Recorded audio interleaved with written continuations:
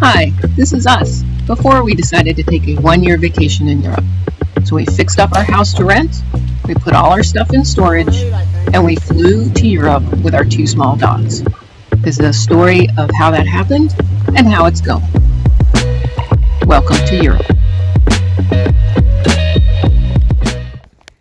Hello, I'm out here taking a walk, trying to clear my head, spend some time not thinking about all the stuff that I have to do. And then here I am making a video about all the stuff that I have to do.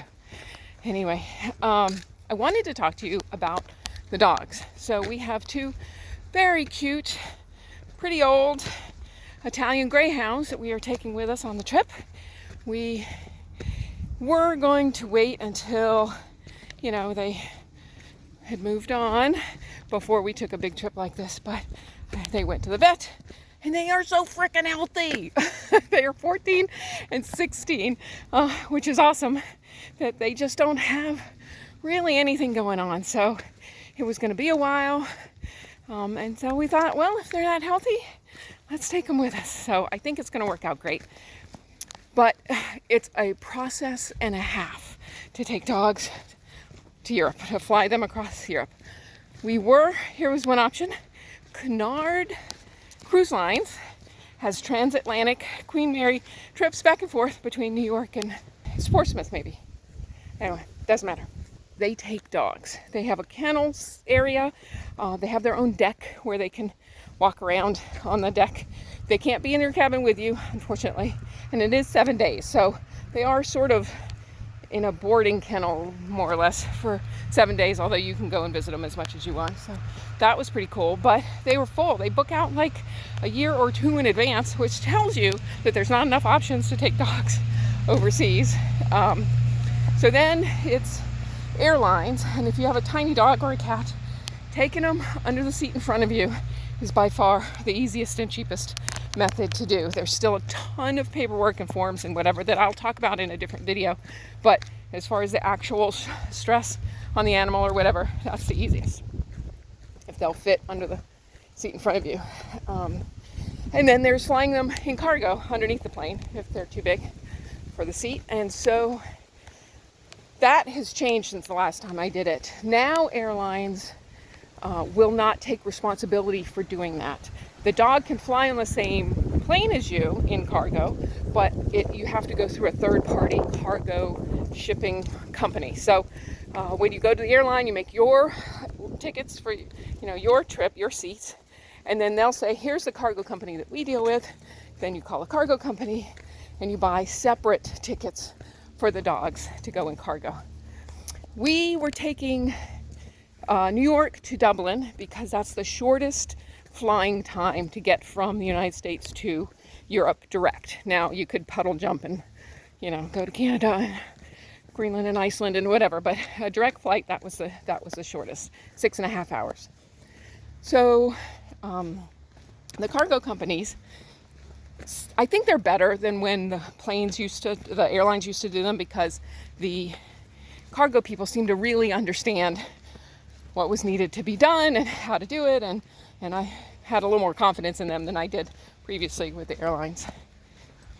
But you got to take the dog to the cargo place, which is not the people place, right? It's a different part of the airport. You got to drop them off in their crates 4 hours before flight time. And then they said that it's another 2 to 4 hours after the plane lands for the dogs to go through customs, have all their paperwork checked and stuff before they can be released to you. So that's a really long time for these dogs to be in crates. My dogs to be in crates. Other dogs, that's fine. They don't have no problem with that. But my dogs are old and a little anxious and have to go to the bathroom more often than that. So that was I was worried about that, but that seemed like pretty much the only option until I found that there are airlines dedicated to taking dogs in the cabin with you. There's Canine Jets, there's Bark Airlines, and there's one other one I think that's starting up because there's a demand. People want to do this and they don't want to put their dog in the cargo hold. So I think this is a great option. It's a little expensive. For Canine Jets, it was $9,000 one way for one person and 2 dogs. So it was way too expensive for my husband to come on this flight with us. So me and the dogs are going on a private jet, and my husband's going to have to fly economy. Some stinking airline in the back, noisy airline. So anyway, I think that's kind of funny. But Bark looked like it was kind of the same deal, but it was per dog. Like it was $8,000 for one person and 1 dog. So I would have had to buy another dog ticket, and I don't know how much more that was, but I went with Canine Jets. And the advantage is it's a private plane. There's none of the airport hassle stuff. You still have to go through security, and you still have to have all the documentation, but it's not so bad to get on the plane. And then your dog gets to sit right there with you, which is just going to be awesome, I think. But it is a small plane, right? And so maybe the turbulence is going to be really bad. I don't know. That kind of stuff doesn't bother me, so I think I'm okay with that. Might bother one of my dogs, who sometimes gets car sick, so don't know. She's never been on an airplane before. So anyway, that's what we're doing for our dogs.